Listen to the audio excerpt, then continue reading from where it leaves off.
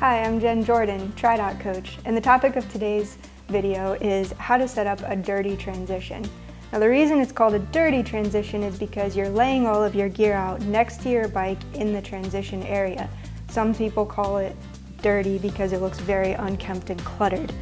You might see these transitions most commonly in sprint and Olympic distance, and some 70.3s also use this type of transition zone. The first thing I'll mention is I like to use a brightly colored towel because when I'm coming in from transition, I might be a little bit disoriented and want to see where my transition stuff is quickly, and my favorite color is orange.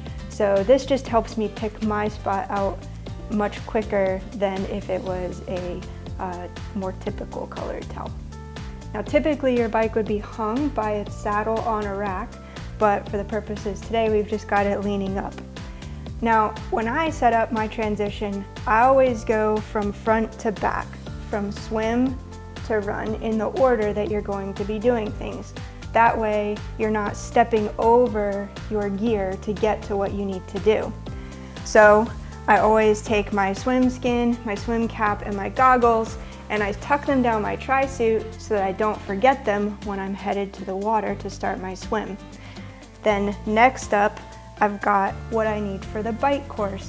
Now for today, I've just got a baggie with the nutrition that I will stick in my pocket when I'm running out of transition to get onto the bike. And I've got my bike shoes already clipped into my pedals.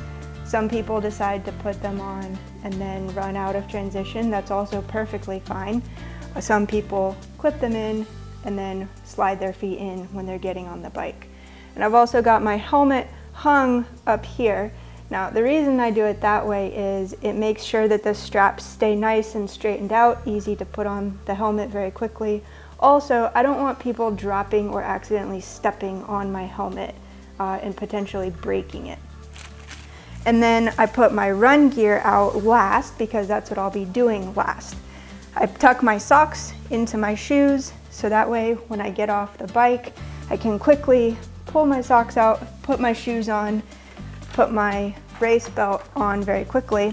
And then I've always got my nutrition, my sunglasses, and anything else that I will carry with me wrapped up in my hat so that I can carry this out and start messing with it, putting it where I want it while I'm running. That saves time and keeps things nice and organized. You can also put them in a little baggie if you'd like.